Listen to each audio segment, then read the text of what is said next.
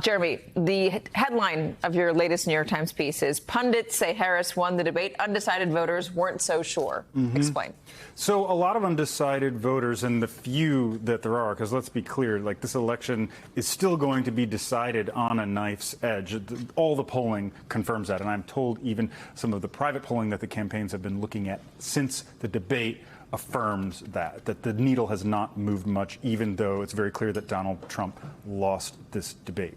What people are ultimately looking for, who are still on the fence, is a reason to go to the polls for Kamala Harris. I'm talking specifically about Trump curious or former Trump, diehard Trump supporters who are now uncomfortable with voting for him but might do it again. They want to see her sell herself. Why? What are you going to do for me, I think, is what we heard most. Do you think it's about policy, or is it that they look at her and they say, gosh, you know, she's a woman, she's a black woman, black and Indian woman.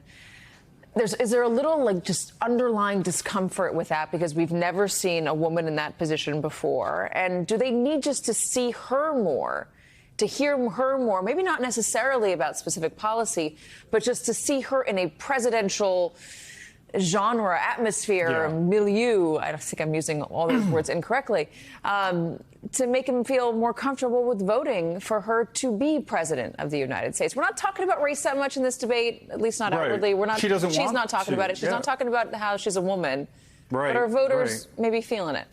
I think that she knows that in order to reach centrist voters, swing voters, she shouldn't talk about what she is in terms of her gender and her race. She should talk about what she's going to do as president. And that's why she needs to be out there more, to your question. People need to feel like they can trust her to govern, that she can get things through Congress. I mean, the thing that I heard most in talking to these voters is they want Washington to not be broken anymore, so for the next president to be able to deliver for them, which is why the debate wasn't such a selling point, because what Kamala Harris did really well, by the way, was talk about how she sees a disastrous second Trump term. She didn't talk a whole lot about what a Harris term was going to be. Oh, Donald Trump says there will be no third debate. He's just put that up on his social media, saying that he doesn't need to. He's a prize fighter and he won.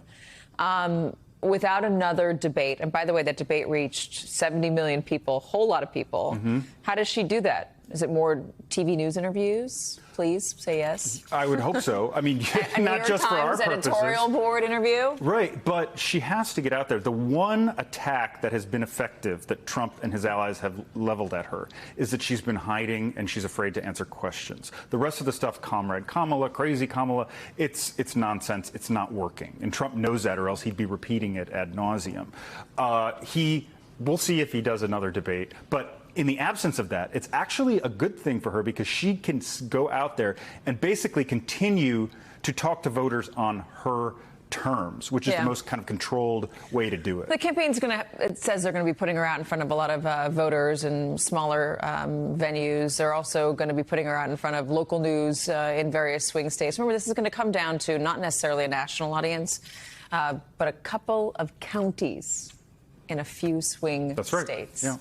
All right, Jeremy Peters, really good to have you. Thanks for showing up in person. Tina Fey will be happy. If you're watching, he's here.